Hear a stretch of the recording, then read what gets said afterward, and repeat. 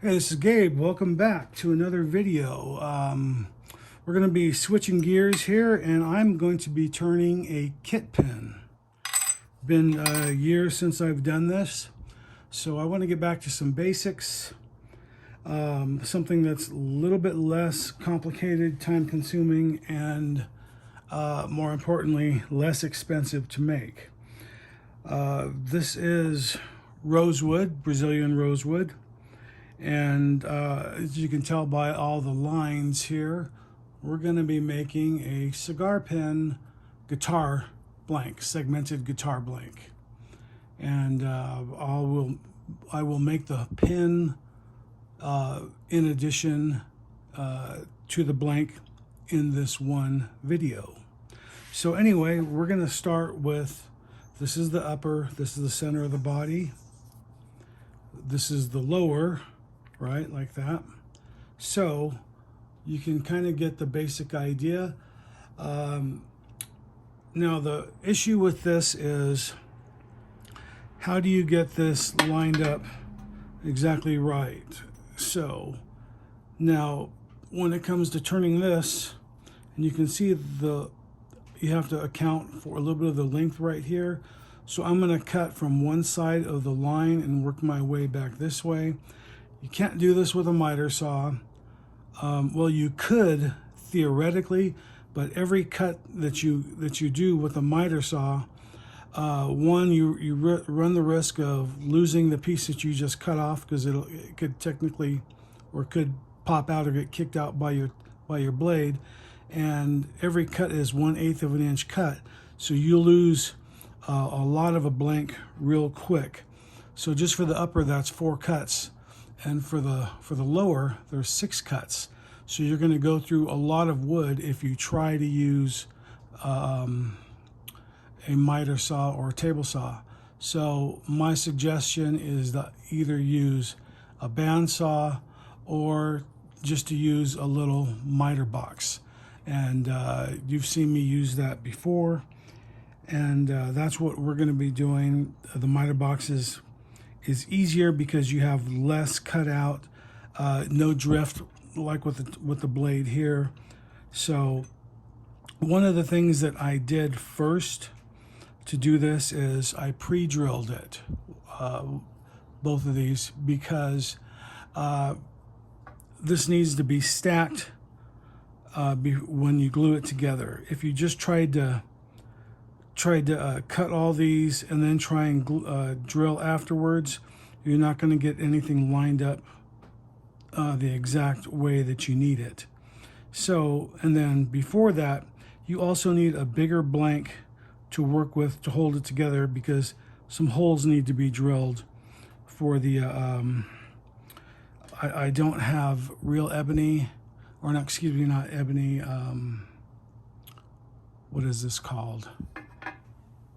Abalone.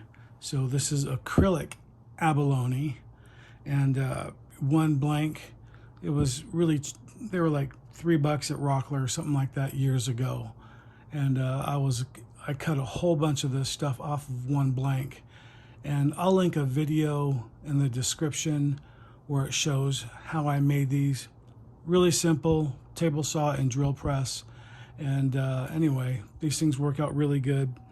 That's why that mark is right there, 3/16. That's for this right here. I'm going to drill this in 3/16.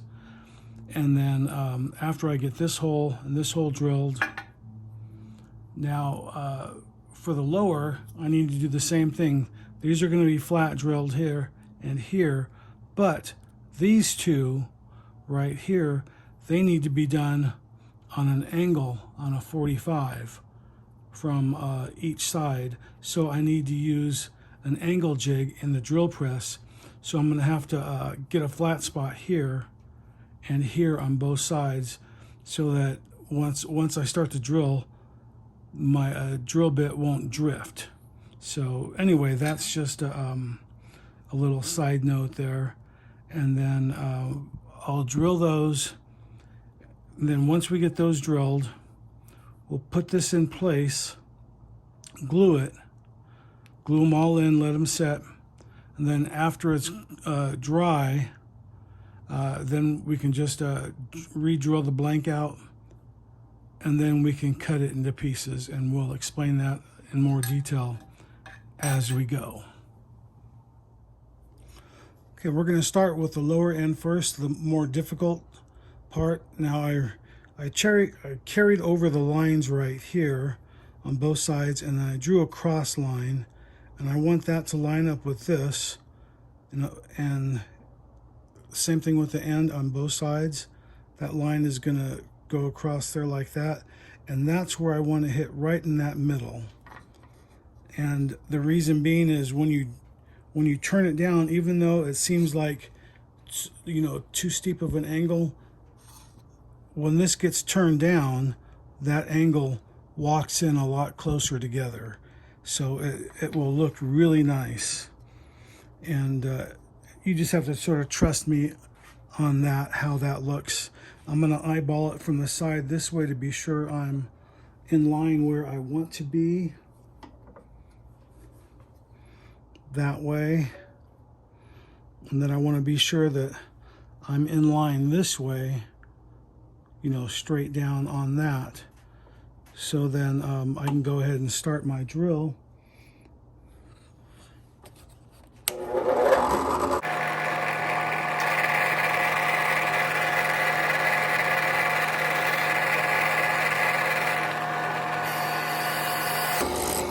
You feel it break through. That's good.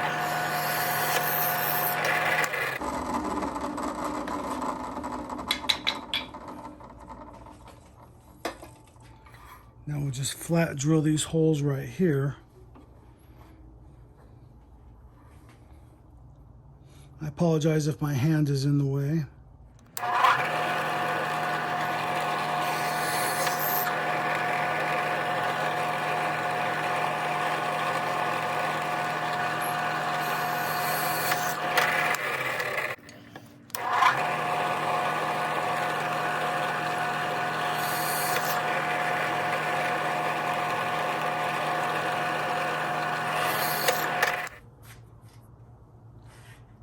Downside is when you hit it with the accelerator, those lines disappear real quick.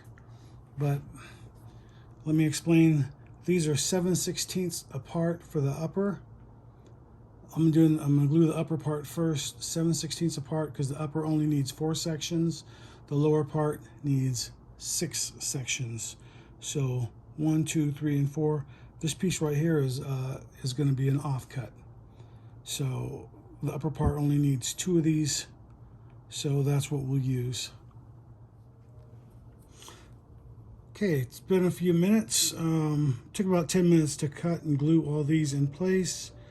So, like I said before, all those lines are pretty much gone, but I can still see them. I can still make them out pretty good. But anyway, that's the importance of not cutting this stuff off first.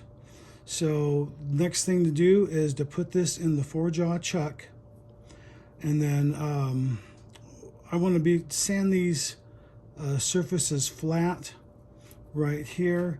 That way I get a nice even drill, you know, all the way around. So and then I'll re-scribe everything out when I come right back. So back at the lathe, all we're going to do is just drill out the inside so it's nice and smooth. Those are somewhat faced off, as you can see. And like I said, all we want to do is drill those out 25/64, which is the cigar pen.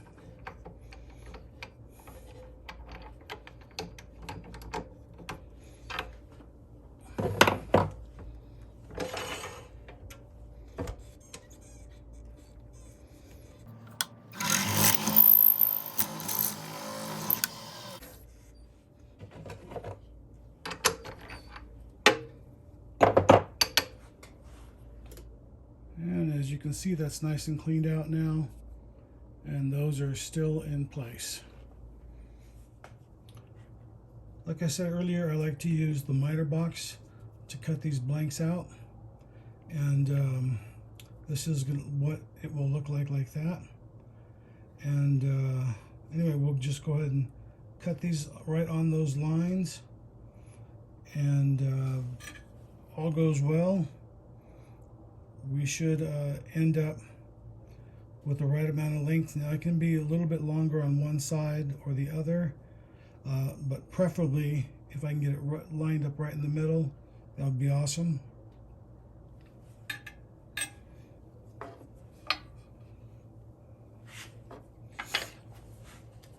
Like I said, I like to keep things as simple as possible.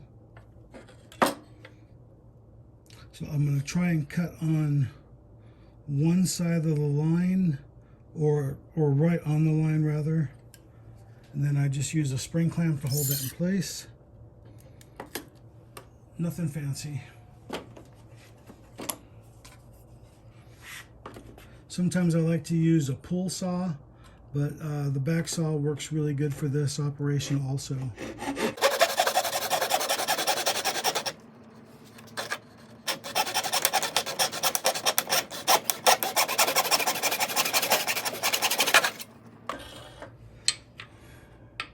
Okay, well, that's one, and then we'll just go ahead and cut the rest of those off camera, but you got the basic idea how that works. We'll just cut those and then stack those along. Now, before we can glue up any of these blanks, I need to have the aluminum inside there. So this is just some sheet aluminum, 010 thickness. Bought this on Amazon. I'll put a link in the description.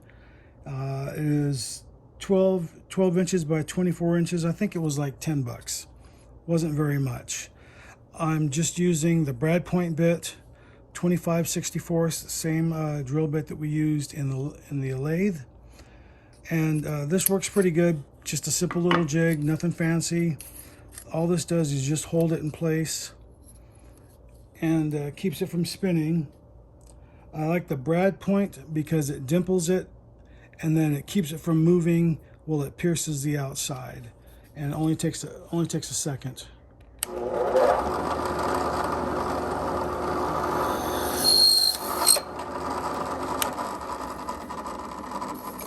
Let's see. That was it. It works just like a Forstner bit. With this, you just push that down and away it goes. So pretty quick. Just takes a few minutes to do everything here. Do it again.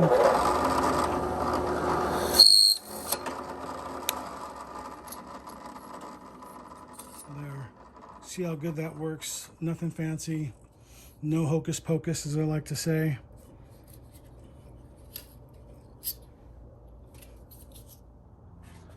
Okay, one of the crucial things I forgot to mention when we're building this blank is after it's cut, we got to know the correct orientation that it has to go back together in. So I had to spend a couple minutes laying out the grain and seeing which way it goes. So this is the way the grain goes, like this. You can see it slope at an angle. So I marked it 1, 2, 3, 4. Or if you don't want to do it that way, you can just draw an elongated triangle, and then that way, no matter what piece you get, you know, it's easy to figure out, okay, well, that's not right. So, you know, it's easier to get them in and out of order if you don't have them marked.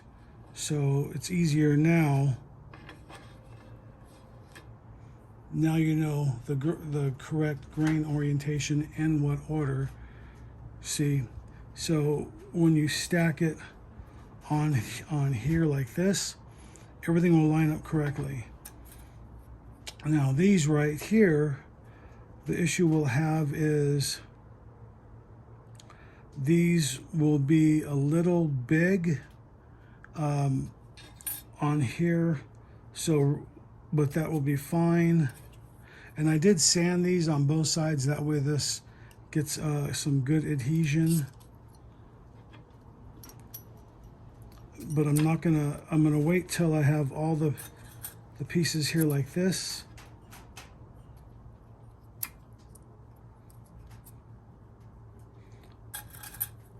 and then we'll glue it up after the fact, like that.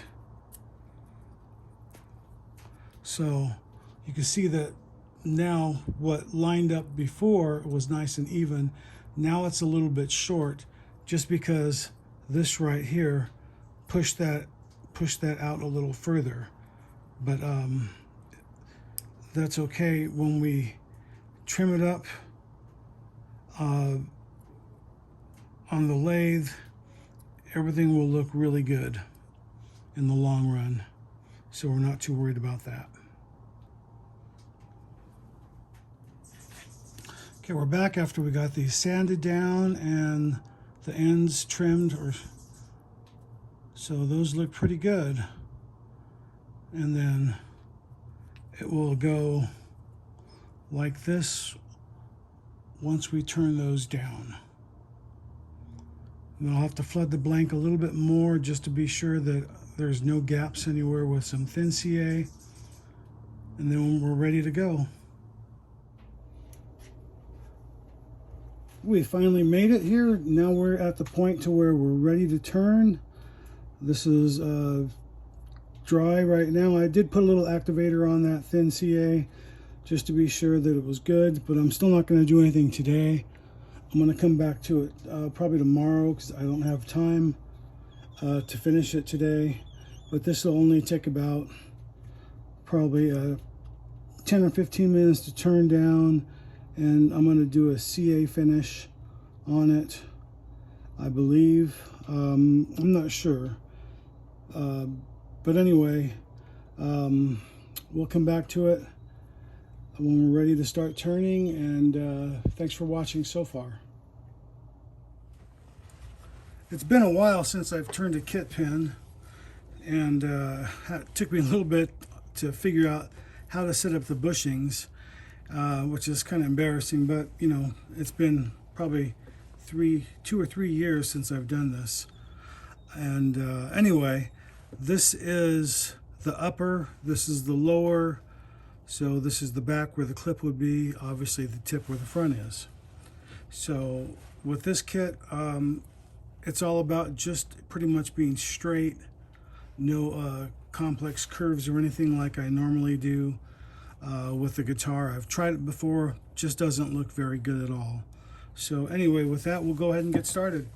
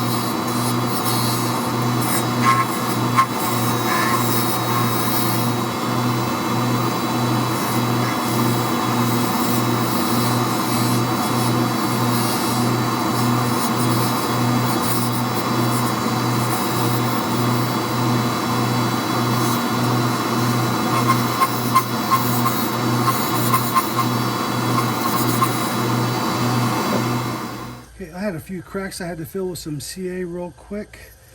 Then I did that, and then I just hit it with a little bit of 220 sandpaper. So that looks pretty good so far. And then I'm just going to go ahead and work through some grits real quick. This is, I start out with 180, do 220, and then 320.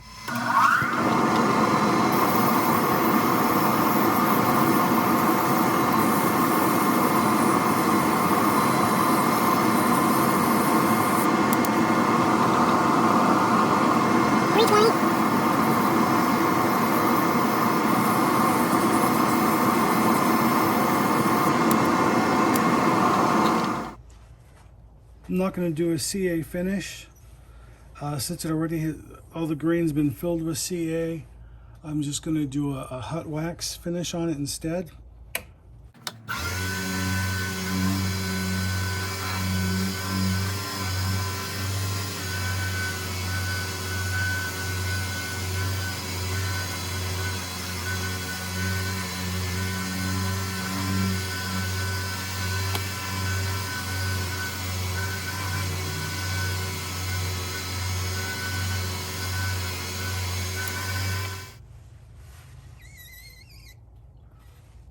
That looks pretty good.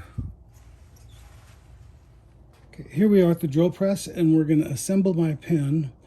I don't have one of those fancy jigs that people use to assemble everything. I pretty much use this for assembly. This is just a piece of scrap Bacote, 1/2 inch here, and just a flat piece that just goes in the Jacob's chuck.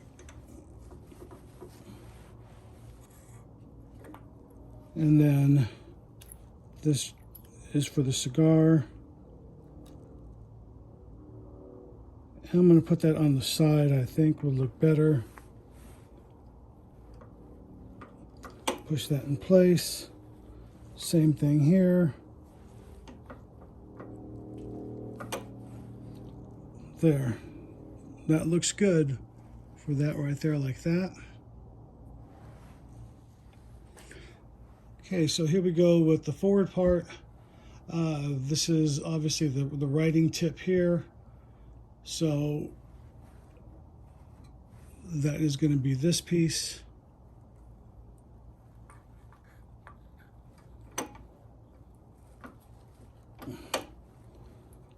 The back piece.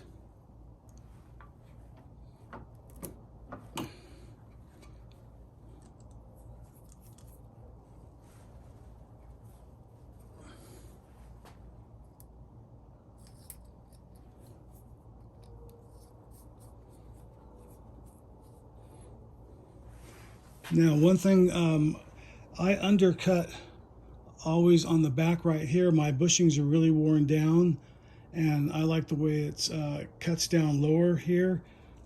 So it steps down behind this. You see a lot of these cigar pens where the back right here is really thick, and even with that, but because this is rounded, personally, I think it looks better where it fits on the round side on the bottom of that round.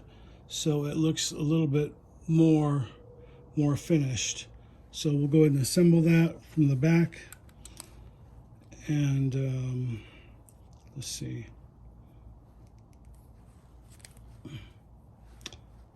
So there we go. There is our basic cigar segmented pen. Now you can get really fancy with this.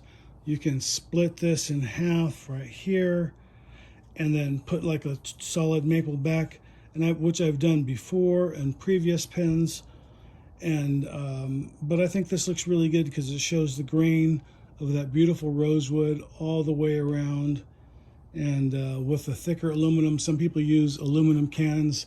I used to use a pie plate before, but it was very, very thin and didn't show up very well.